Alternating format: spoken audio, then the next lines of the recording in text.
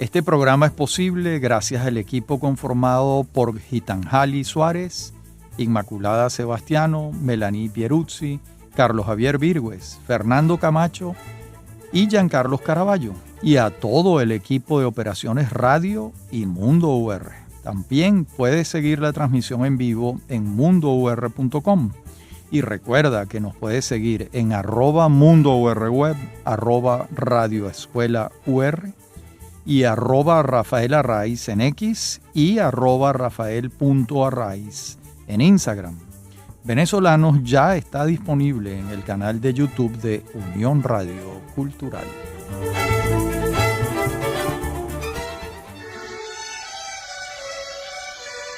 Bien, en este tercer y último capítulo sobre esta serie muy breve sobre la cultura en Venezuela en el siglo XX, vamos a comenzar con el primer gobierno de Carlos Andrés Pérez.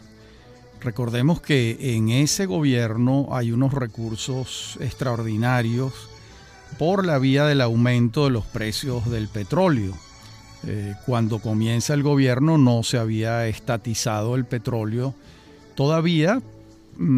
Eso va a ocurrir en 1976, de modo que en el 74 y en el 75 es todo ese proceso de creación de PDVSA y de grandes ingresos para Venezuela por el aumento de los precios del petróleo en el mundo.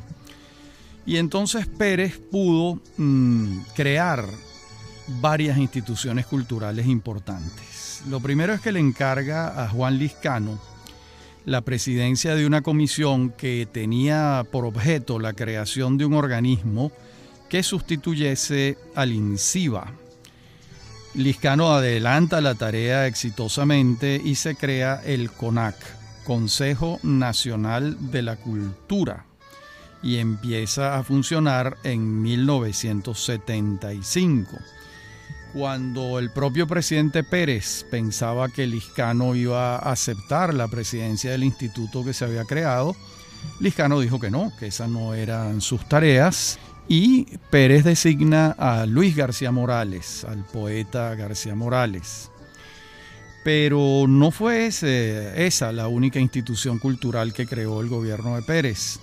También la Biblioteca Ayacucho, una proposición de Ángel Rama y José Ramón Medina para crear una colección hispanoamericana de clásicos de América Latina en distintos órdenes, no solo literarios. Una gran obra que existe. Han seguido saliendo tomos. Si mi memoria no falla, estamos cerca del tomo 230, 240, ¿no? También se creó la Galería de Arte Nacional. Recordemos que había un museo de bellas artes, pero el arte venezolano no tenía una institución dedicada a estudiarlo, a coleccionarlo, a catalogarlo, a exponerlo. Y se crea la Galería de Arte Nacional. Su primer director fue Manuel Espinosa. También Sofía Inver va a fundar el Museo de Arte Contemporáneo de Caracas, en lo que entonces era un conjunto residencial y de oficinas nuevo, modernísimo, que es el Parque Central. Allí comenzó el museo como una pequeña galería de arte y fue extendiéndose a lo largo de los años hasta llegar a ser uno de los mejores museos de América Latina. Eso también se creó durante este periodo. Lo mismo ocurrió con el Centro de Estudios Latinoamericanos Rómulo Gallegos. Domingo Miliani fue su primer director. Era un centro dedicado a los estudios latinoamericanos y llevaba como epónimo Rómulo Gallegos, el grandísimo novelista venezolano y además expresidente de la República. También cuando Diego Arria fue gobernador del Distrito Federal, creó la Fundación Fundarte, que estaba destinada a la promoción del arte y la cultura en el Distrito Federal. Por cierto, quedaba también en los últimos pisos de una de las torres del Parque Central y desarrolló una tarea muy hermosa a lo largo de muchos años, Fundarte. Tenía programas de danza, de cultura urbana, un programa editorial, un programa de teatro, etcétera. Era un organismo que promovía las manifestaciones culturales. Y también en esos años el maestro José Antonio Abreu va a crear el sistema, que es como lo llamamos hoy en día, y en aquel momento fue la Orquesta Nacional Juvenil e Infantil. También se le sumaron los coros un tiempo después. Allí comenzó en 1975 el camino de esa gran institución pedagógica venezolana como lo es el sistema. Bien, y en otras áreas la década de 1970 fue muy importante. Por ejemplo, José Ignacio Cabrujas estrena Profundo en el año 1970, Acto Cultural, una de sus mejores obras, para algunos la mejor, en 1976, y El Día que me quieras en 1979. Las tres fueron montadas en el Teatro Alberto de Paz y Mateos, un teatro entrañable por sus dimensiones, porque es pequeño, etcétera, ¿no? Y Chocrón, en esta década de los años 70 de la que venimos hablando, estrenó La Revolución, para mi gusto probablemente su mejor obra, en 1971, pero también La Máxima Felicidad, que es de 1974, El Acompañante, que es de 1978, y una obra de una gran densidad, Mesopotamia, en 1980. Y también de esos años 70 va a ser la eclosión del grupo Rajatabla, dirigido, promovido por Carlos Jiménez, un gran director de teatro argentino-venezolano. De modo que Rajatabla comienza su andadura en la década de los años 70 y toma el título de un relato de Luis Brito García, que fue muy leído en esos años. También Jiménez fue el que comenzó, junto con el Ateneo de Caracas y María Teresa Castillo y Carmen Ramia, los festivales internacionales de teatro de Caracas, que comenzaron a suceder el año 1974. Un acontecimiento teatral único en el continente latinoamericano que se mantuvo así durante muchos años. Bien, y en materia fotográfica, en esta década de los años 70, pues ya Paolo Gasparini tiene un trabajo que lo acerca a la maestría. Alexis Pérez Luna avanza también. Luis Brito se está formando en Europa. José Sigala está adelantando una de las mejores obras fotográficas de aquellos años y de años posteriores. Y también comienza su trabajo de retratista Vasco Cinetar. María Teresa Bulton da un paso en su tarea de historiadora de la fotografía venezolana. Despuntan también los valiosísimos trabajos de Gorka Gorronsoro y la pasión crítica y el estudio fotográfico de su hermana Yosune Gorronsoro, que murió muy joven, lamentablemente. También empieza a trabajar Carlos Germán Rojas, un fotógrafo excelente, así como Roberto Fontana y Ana Luisa Figueredo en aquellos años. En cine son los años del Pez que fuma, de Román Chalbaud, que es del año 1977, de Crónica de un subversivo latinoamericano, de 1975, y La empresa perdona un momento de locura, de 1978, ambas de Mauricio Wallerstein, un mexicano que pasó muchos años de su vida en Venezuela haciendo cine. También de esta década son Soy un delincuente, del año 76, El reincidente, del año 77, ambas de Clemente de la Cerda. Y País Portátil es de 1977, la película de Iván Feo. Y otra de Alfredo Anzola, muy divertida y graciosa. Se solicita muchacha de buena presencia y motorizado con moto propia. Es del año 77. Bien, de modo que allí están algunos de los temas del cine venezolano en esa época. La marginalidad, los universos revolucionarios, los infiernos carcelarios y delictivos. Bien, el humanismo de Anzola, qué sé yo. Buena parte de los temas cinematográficos del cine venezolano en la década de los años 70. En la próxima parte del programa seguiremos viendo estos años, otras áreas de la cultura. Ya regresamos.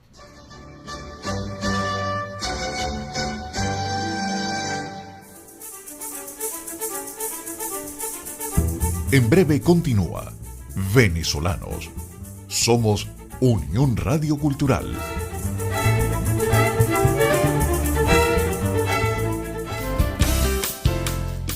Estás escuchando Unión Radio Cultural. Este y otros programas de Venezolanos los puedes oír en formato podcast a través de Anchor.fm. Para alguna sugerencia sobre este espacio, pueden escribirnos al correo rafaelarraiz@hotmail.com. Somos Unión Radio Cultural.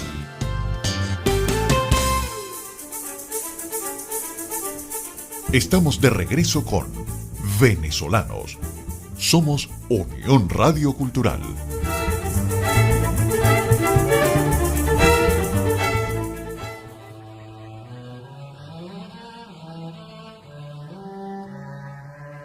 Bien, y en esta década de los años 70 está la presencia del dibujo y las artes gráficas. Dos instituciones contribuyeron con esto, el SEGRA, Centro de Enseñanza Gráfica, y el TAGA, Taller de Artistas Gráficos Asociados. Allí van a surgir buena parte de los artistas de esta década. Y también es una década donde aparece una nueva promoción de pintores, de creadores. Miguel Fondángel, Víctor Hugo Irazábal, Carlos Serpa, Margot Romer, Carmelo Niño, Ángel Peña, Ender Cepeda, Henry Bermúdez, Emerio Darío Lunar en Maracaibo. Y también muchos creadores venezolanos, artistas venezolanos, se inician en esta década. Es el caso de Pancho Quilisi, es el caso de Corina Briceño, de Gabriela Moravets, de Felipe Herrera, de Ana María Macei, por nombrar a los más significativos en este momento, aunque hay muchos otros, ¿verdad? Bien, y en un fenómeno paralelo al de la plástica fue el de la literatura en estos años 70. El Centro de Estudios Latinoamericanos Rómulo Gallegos inició la práctica de los talleres literarios con resultados extraordinarios. También la Universidad Católica Andrés Bello abrió un taller y también Antonia Palacios en su casa creó el Taller Calicanto. Y son unos años donde la narrativa auscultó el enigma de lo experimental. Allí el nombre de Osvaldo Trejo es indispensable. También fue la década de crecimiento de la obra de José Balsa, un extraordinario narrador y ensayista venezolano. También es la década de luminosos ensayos. Por ejemplo, La Máscara de la Transparencia es de 1975. Ese ensayo interpretativo de la poesía latinoamericana de Guillermo Sucre. También emergen figuras ensayísticas de primer orden como María Fernanda Palacios u Oscar Rodríguez Ortiz. En estos años también siguió saliendo la revista Zona Franca, fundada y dirigida por Juan Liscano, que permaneció durante 20 años, una revista de gran importancia no solo para Venezuela, sino en América Latina, porque se enviaba a muchos otros países. Y también en estos años Rafael Cadenas publica Intemperie y Memorial en el año 1977. Fueron años de definición de la poesía de Luis Alberto Crespo con Novenario y Costumbre de Sequía, de Reinaldo Perezó con su libro Para morirnos de otro sueño del año 71 y Nuevos poemas del año 75. Y además, en los años 70, Eugenio Montejo, el gran poeta venezolano, publicó Algunas palabras en el año 1976 y Terredad en 1978. Y cuando hay un cambio de gobierno y empieza la administración de Luis Herrera Campins, se nombra a un ministro de Estado para la Cultura, que fue Guillermo Yepes Boscán, un poeta. Y había dos instituciones, el Ministerio de Estado para la Cultura y la institución operativa era el CONAC, dirigido por José Luis Alvarenga. Recordemos que en este periodo presidencial de Herrera Campins se inaugura la Sala Ríos Reina del Complejo Cultural Teresa Carreño, porque la Sala José Félix Rivas se había inaugurado durante el gobierno anterior, el de Pérez. Además, recordemos que a Herrera Campins le tocó la celebración del bicentenario del nacimiento del Libertador en 1983. De modo que fueron años importantes con grandes ingresos petroleros para el país, donde se pudieron hacer muchas obras a favor de la cultura. Y ya entramos ahora a los años 80. Ahí, entre el año 81 y el año 83, irrumpen en la escena literaria dos grupos. El grupo Tráfico, integrado por Armando Rojas Guardia, Miguel Márquez, Yolanda Pantin, Alberto Márquez, Igor Barreto y Rafael Castillo Zapata. Y el grupo Guaire, integrado por Luis Pérez Oramas, Leonardo Padrón, Alberto Barrera Tisca, Nelson Rivera, Armando Coll, Javier Lazarte y quien les habla. Bien, pero también surgieron voces en la poesía muy importantes al margen de los grupos literarios. Estoy pensando en Harry Almela, en María Auxiliadora Álvarez, en Santos López, en William Osuna, en Alejandro Oliveros, en Hani Osot. Y también en el universo de la ficción, los narradores. En estos años va a crecer la obra de Humberto Mata, de Antonio López Ortega, de Eduardo Liendo, de Ángel Gustavo Infante, de Gabriel Jiménez Gemán. Y el ensayo va a contar con nuevas firmas, como la de Juan Carlos Santaella o la de Miguel Gómez, así como las incursiones ensayísticas de Freddy Castillo Castellanos desde Barquisimeto, o las observaciones críticas de Gustavo Guerrero desde París.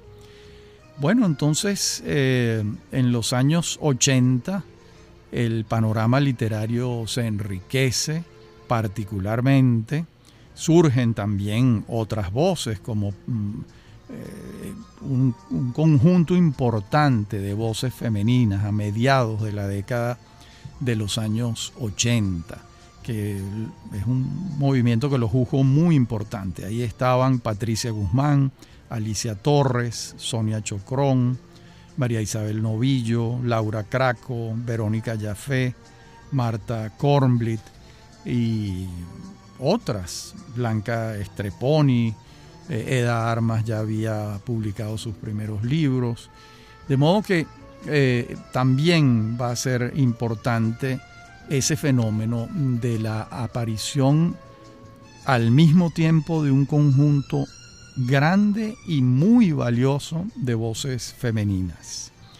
Y en las artes visuales, en los 80, pues también aparecen pintores de gran interés, como es el caso de Ernesto León, de Carlos Serpa, de Alfred Benemoser, de Roberto Obregón.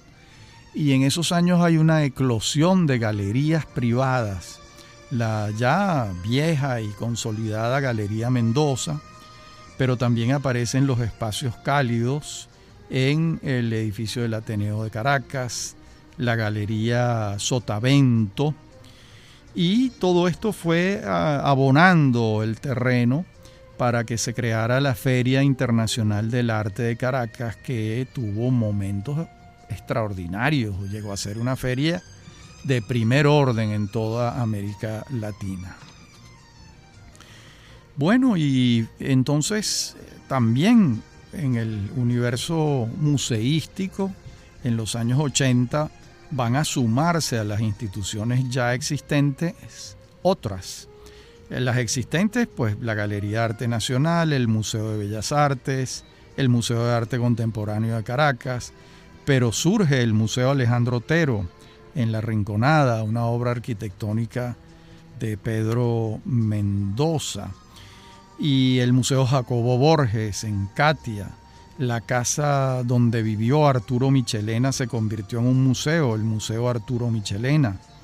El Museo Armando Reverón fue recuperado y mejorado en el Castillete, allá en Macuto, en la zona de las 15 Letras, en el litoral. El Museo Mario Abreu de Maracay fue fortalecido. El Museo de Barquisimeto, que se creó en el viejo Hospital Antonio María Pineda.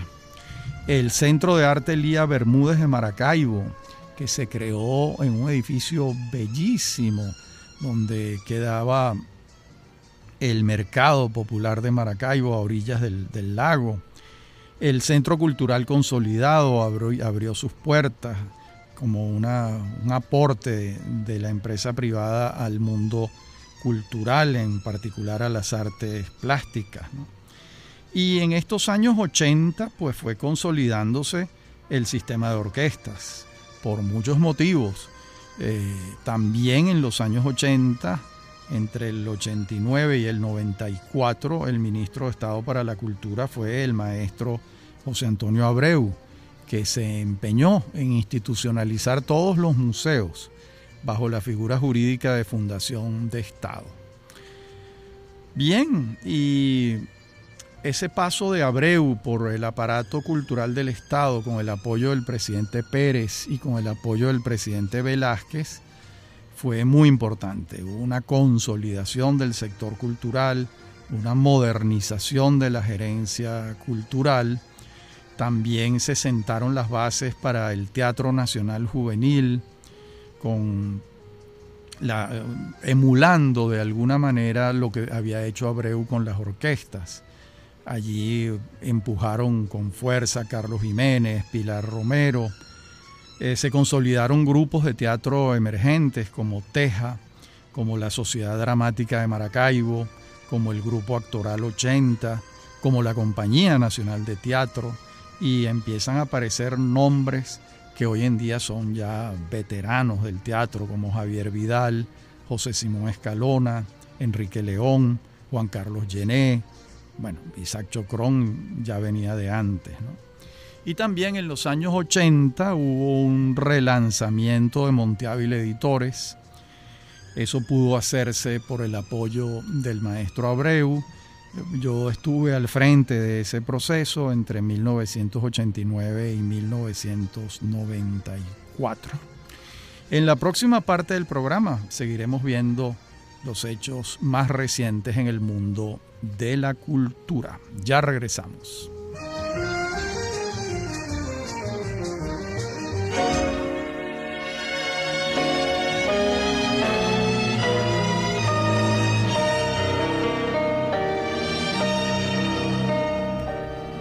También hay que señalar que a partir de 1989, con la descentralización política y administrativa, la elección de gobernadores y de alcaldes, el tema cultural para determinados alcaldes o gobernadores fue importante y se hicieron trabajos valiosos. Por ejemplo, lo que hizo el gobernador Andrés Velázquez en Bolívar en materia de recuperación arquitectónica de todo el casco histórico de Ciudad Bolívar, antes Angostura.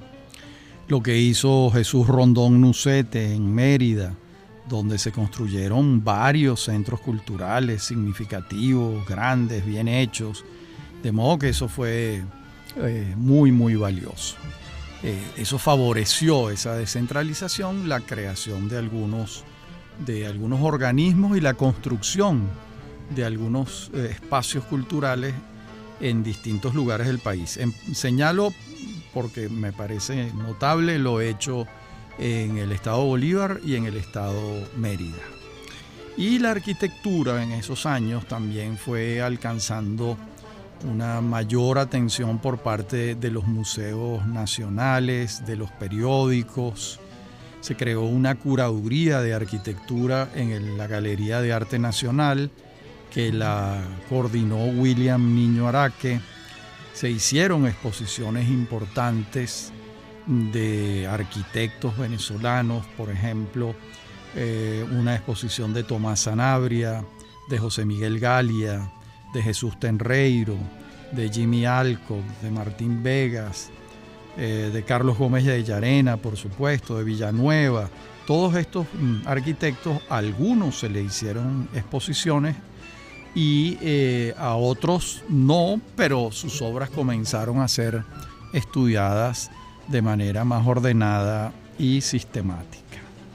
El otro aspecto importante es el Metro de Caracas, que abrió sus puertas el 2 de enero de 1983 y no dejó de crecer a lo largo de los años 80 y 90. Y gracias a Max Pedemonte, uno de los arquitectos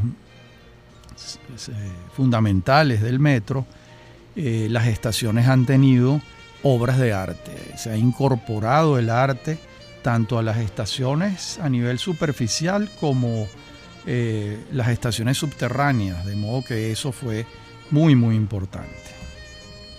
En estos años también, pues así como la arquitectura y la fotografía alcanzaron una mayor atención por parte de las instituciones, la Biblioteca Nacional llevó adelante una labor de conservación, de coleccionista muy importante. Ahí el trabajo de Virginia Betancourt Valverde desde la refundación de la Biblioteca Nacional como Instituto Autónomo Nacional, el trabajo de Virginia Betancourt fue excepcional. En materia de fotografía también se creó el Centro Nacional de Fotografía con María Teresa Bulton en la dirección, y aparecen en los años 80 nombres muy importantes como Ricardo Armas, Ricardo Jiménez, Ricardo Gómez Pérez, Ana María Llanes, Memo Fogler, Ana María Ferris.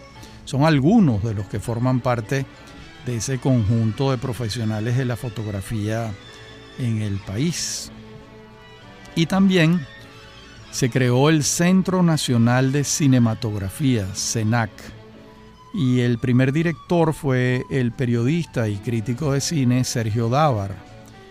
Y bueno, el cine adquirió una mayor jerarquía con la creación del CENAC, una ley que aprobó el Congreso Nacional de aquel entonces y que le tocó al segundo gobierno del presidente Caldera, cuando Oscar Zambrano Urdaneta era presidente del CONAC, la implementación del CENAC, de esta institución que, bueno, ha sido muy importante para el cine venezolano.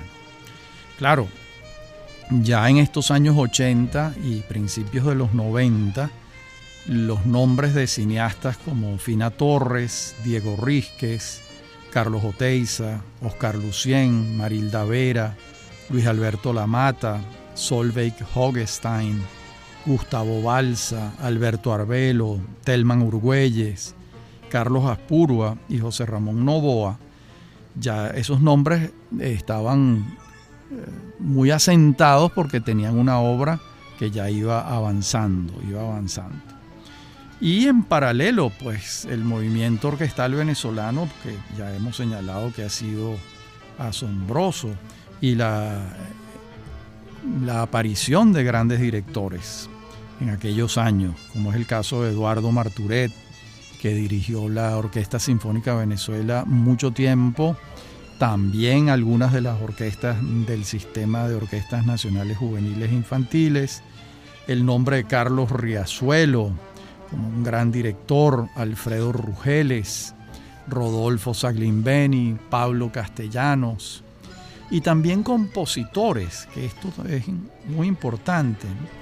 Porque la música venezolana académica no contaba con demasiados compositores y de pronto surgió una buena promoción de ellos. Es el caso de Alfredo del Mónaco, de Juan Carlos Núñez, de Luis Morales Vance, de Alfredo Marcano, de Eduardo Marturet también, de Federico Ruiz, de Josefina Punceles de Benedetti, y también ya en estos años estaba muy avanzada y muy consolidada y brillante la labor de Alberto Grau y María Guinán en el movimiento coral venezolano, que ha sido constante y encomiable, ¿no? De modo que el desarrollo cultural en esta área de la música ha sido innegable, indudable. Es imposible tapar el sol con un dedo. Por supuesto, el papel del maestro Abreu en todo esto ha sido muy, muy importante.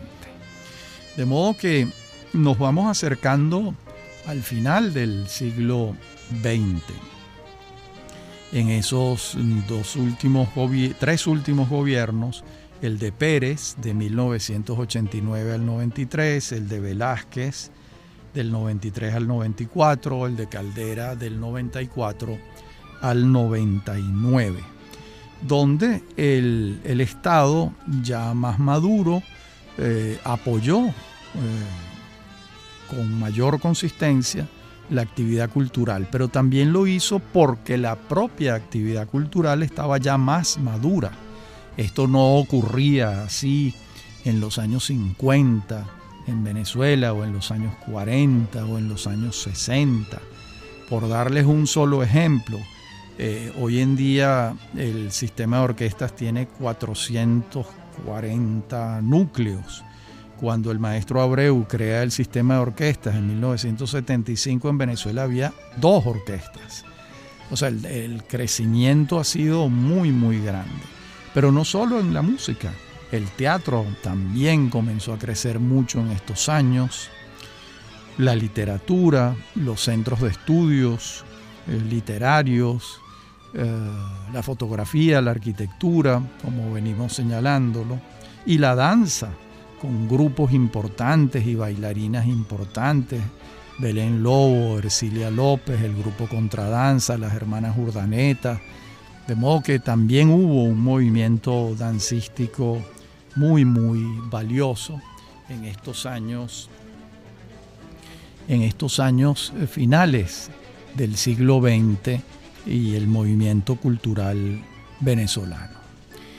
Vamos, para la última parte del programa, intentaremos hacer un dibujo libre sobre cómo ha sido el movimiento de la cultura en el siglo XX venezolano. Muy pronto regresamos.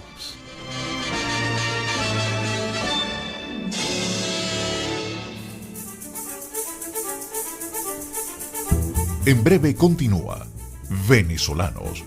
Somos Unión Radio Cultural.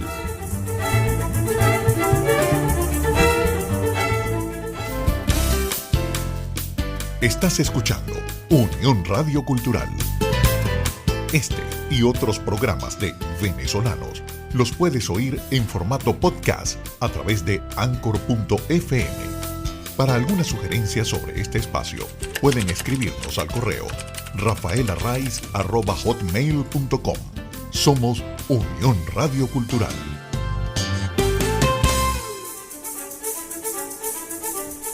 Estamos de regreso con Venezolanos. Somos Unión Radio Cultural.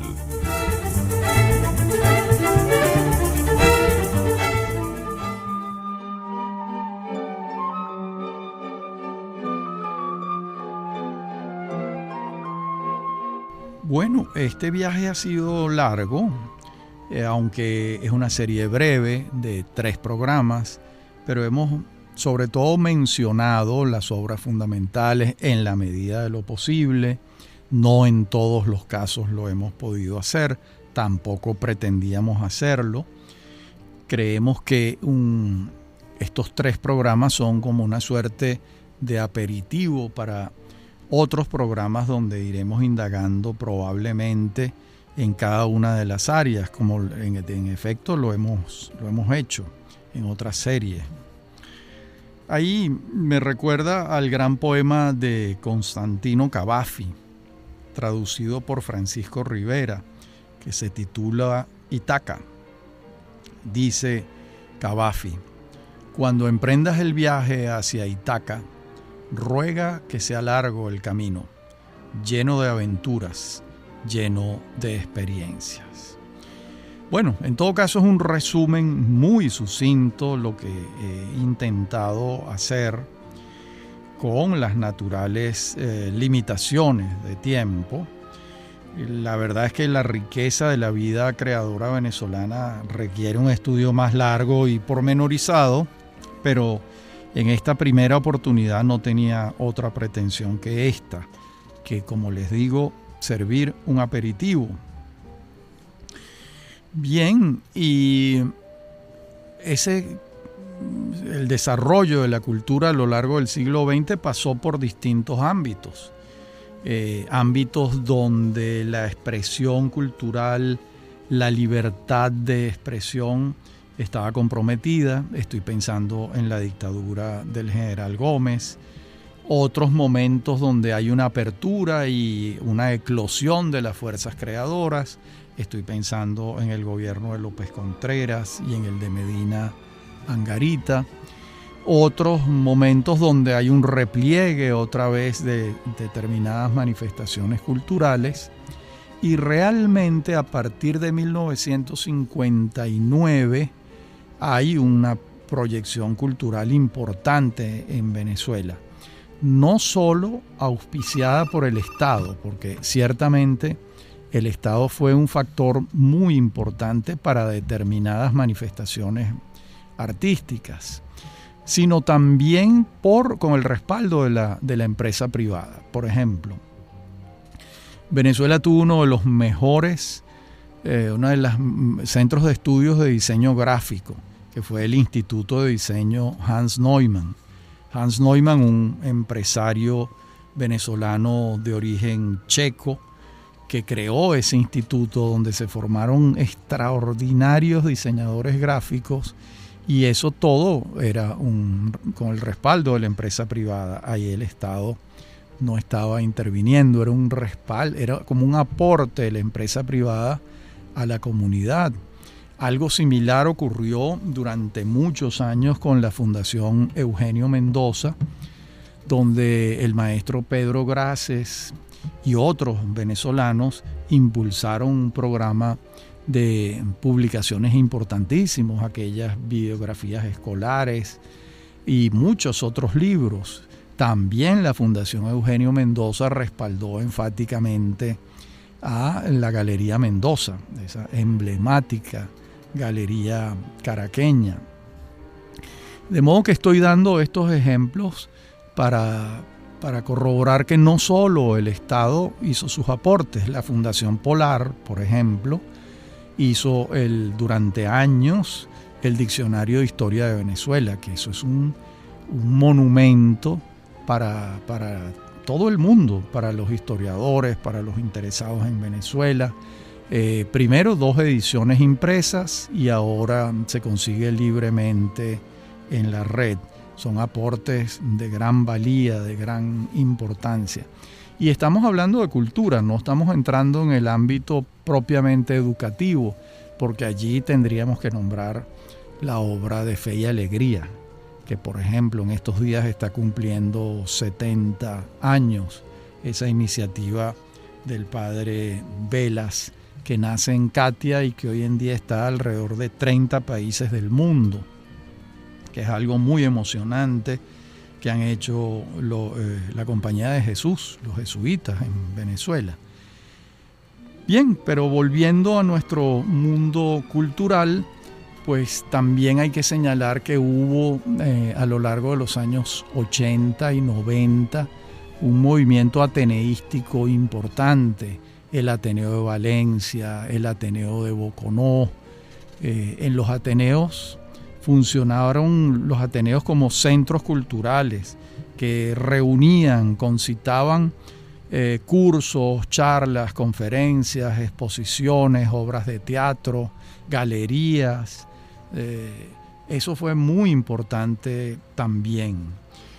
De modo que, y los ateneos eran iniciativas privadas que tenían respaldo público, porque con el solo aporte privado no se lograba alcanzar los objetivos. De modo que fue un modelo de, digamos, asociativo entre lo público y lo privado. Bueno, y también eso ocurrió en otras áreas, porque buena parte de las colecciones de los museos venezolanos, como por ejemplo la colección del Museo de Bellas Artes, recibió a lo largo del siglo XX donaciones importantes. La colección cubista que hizo Pedro Vallenilla Echeverría y se la donó al Museo de Bellas Artes fue importantísima.